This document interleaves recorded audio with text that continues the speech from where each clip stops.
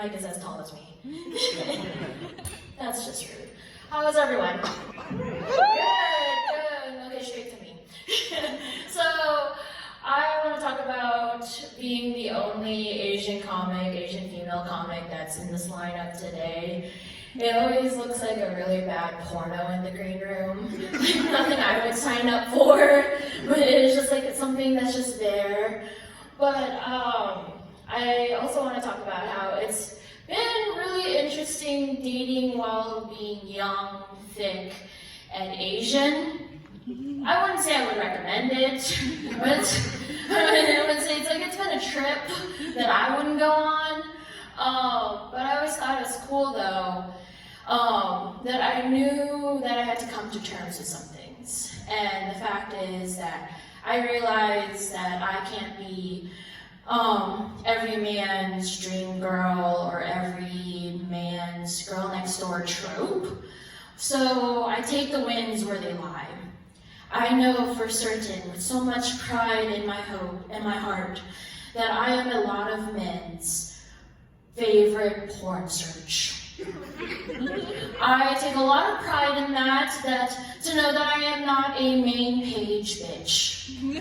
I am a search box deep into the internet kind of search, and I adore that. I know I'm special in that sense.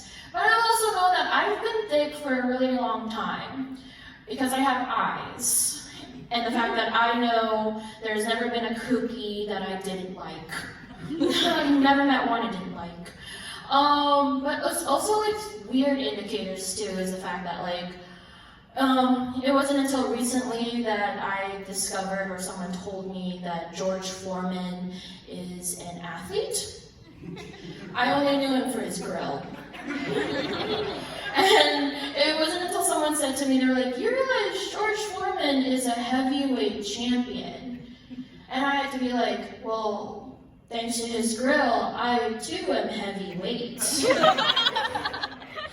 so it was talking about, like, oh yeah, my milkshake brings all the boys to the yard, right? But clearly I'm not sharing. That's the whole issue. And then this is probably a very hot take and an unpopular opinion, but I sort of wish dowries were still a thing. Not because I believe women should be considered property, but I believe I sort of need a Kelly Blue Book value of standards. Because back in the day, a girl could be worth, let's say, an acre of land and 10 goats. I swear to you guys, I slept with a boy for a 10-piece chicken nugget meal and a sweet tea. But I also just need to know that that's what everyone else is doing. With inflation, deflation, economics, I want to know if I'm up to par or below par. But that's just me. I also think that I sort of wish that it's hard to explain cultural differences when it comes to dating. I understand that I didn't grow up like everyone else, or not everyone has the same experience as me. But there was this instance, I think it's the hardest to navigate through while dating. There's this instance where I was fucking around with a white boy. Just put that out there. And we were doing normal Tuesday activities. I was hog-tied and blindfolded on his bed. Just normal Tuesday activities. And then he comes up to my ear in the middle of it, and all I hear is, whoosh, whoosh. And I said, pause. I said, take off the blindfold. Him in a panic was like, what's wrong? What's happening? And I said, you can't scare me with brown punishment. He was trying to scare me with a belt sound. And I said, I've been hit with a belt. I've been hit with a hanger. I've been hit with God's love, God's might, everything in between. But I told him, I was like, what if I tried to scare you with white mom punishment?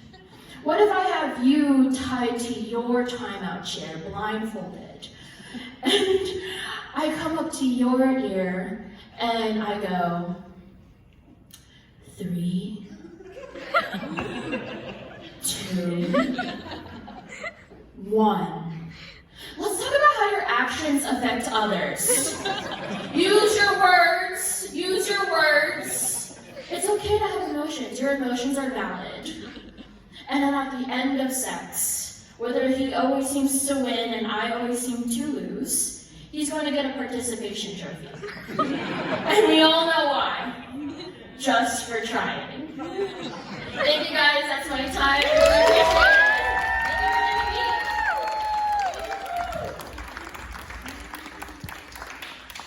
Keep going for Kim, everybody. Keep it going.